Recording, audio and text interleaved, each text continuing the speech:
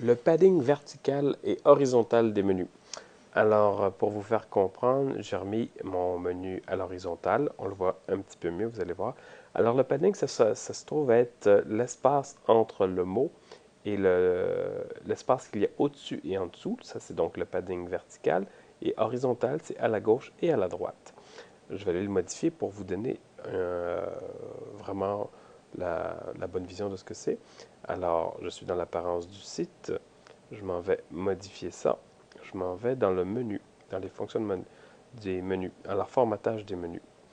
Alors, si je m'amuse à mettre le padding vertical au minimum, qui est 3, et le padding horizontal au minimum, qui est 3, allons voir ce que ça donne. Alors, il y a toujours par défaut un petit padding qui est là en haut et en bas à cause des images qui sont ici. Mais ça donne comme ça et on voit que mes mots sont collés sur les uns sur les autres puis que j'ai pas beaucoup d'espace. On va aller l'exagérer de l'autre côté. Alors, je m'en vais dans le padding vertical. On va les mettre 24. Le padding horizontal, j'ai un maximum. Je vais mettre 24 aussi. Et allons voir ce que ça donne maintenant. Ça me fait des beaux gros menus comme ça. Alors comme ça a l'air un petit peu plouc-plouc.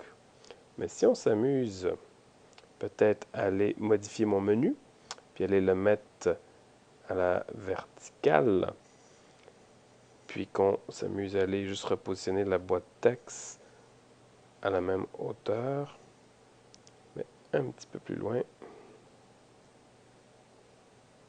230. Qu'est-ce que ça donne? Mais ça peut donner quelque chose de particulier. On voit que j'ai comme une barre noire ici. Pourquoi elle est là? J'aimerais vous le dire. Pour le moment, je ne le sais pas. Ah oui, c'est à cause du padding que j'ai mis sur les images. Alors regardez, je vais aller enlever le padding horizontal, je vais le diminuer. Je comprends de découvrir les choses en même temps que je vous les explique. Le padding horizontal, si je m'amuse à le mettre à 20, d'après moi, j'aurai plus de petites barres noires. Phew. Alors c'est pour un look différent.